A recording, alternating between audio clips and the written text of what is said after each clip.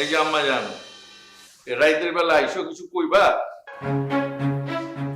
হ আন্নেরে আর কিছু কথা বলতে কও।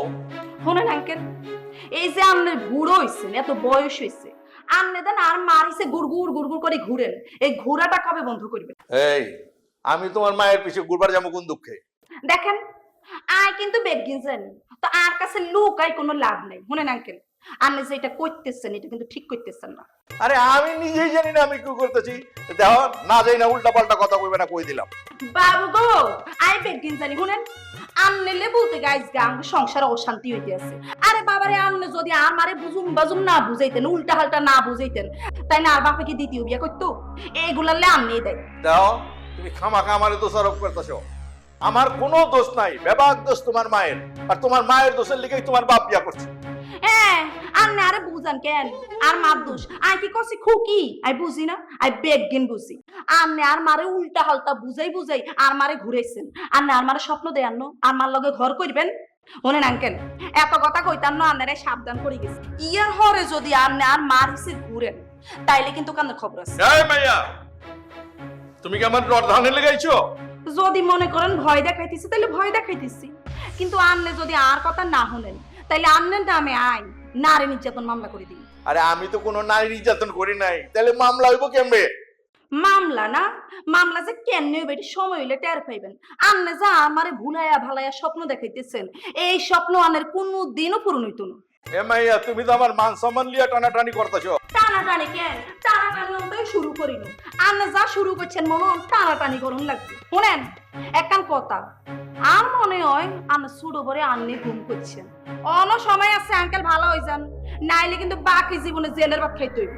এই মাইয়া, আমার মুখের উপরে চিল্লাচিল্লি করতেছো। তুমি আমার পাওয়ার সম্বন্ধে ধারণা নাই, আমি যে কি করতে পারি ওই ধারণাই তোমার নাই। শুনেন আর কোনো ধারণার দরকার নেই, আর অনেক ধারণায় মাথা ভর্তি আছে, কিন্তু কান্দারে সাবধান করে দিই। ইয়ার হরে যদি আপনি আর মারিসে ঘুরেন তাইলে কিন্তু আর বাপে আমরা শেষিয়ে লাগবে, কথাটা মনে রেখে। কত বড় সাহস এইগার মাইয়া আজকে আমারে থ্রেট করে। আমিও দেহমনি। বাবা, আপনি হঠাৎ কিছু না জানিয়ে চলে আসলেন যে? আমার ছেলে কোথায়? কয়েকদিন ধরে ফোন করছি, ফোনে তো পাচ্ছে না। ওর মা খুব টেনশন করছে। বাবা, আমিও তো টেনশনে আছি। আমি ভয়ে আপনাদের কিছু জানাইনি। আপনাদের ছেলেকে কয়েকদিন ধরেই খুঁজে পাওয়া যাচ্ছে না। খুঁজে পাওয়া যাচ্ছে না মানে? আমার ছেলেকে খুঁজে পাওয়া যাচ্ছে না আর তুমি আরামাইশে কাটাচ্ছ। আপনারা জানলে টেনশন করবেন, এই জন্য আমি জানাইনি। মায়ের চেয়ে মাসির দরদ বেশি না? আমার ছেলেকে যদি খুঁজে না পাওয়া যায় তাহলে তোমার খবর আছে। বাবা, আপনি মাথা ঠান্ডা করুন, ভেতরে চলুন, তারপরে আমরা এগুলো নিয়ে কথা বলি। খবরদার, তুমি আমাকে বাবা বলে ডাকবে, আর আমি তো তোমাকে বৌমা হিসেবে মানিই না। তুমি যদি সত্যিকারে আমার বৌমা হও তাহলে আমার ছেলেকে খুঁজে নিয়ে আসো।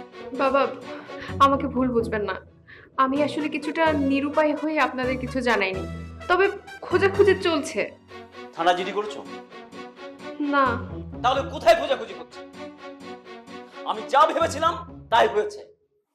আমার তো মনে হচ্ছে তুমি আমার ছেলেকে গুম করেছো।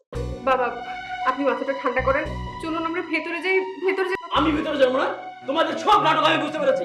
তোমরা আমার ছেলেকে গুম করে এখন নাটক সাজাচ্ছ।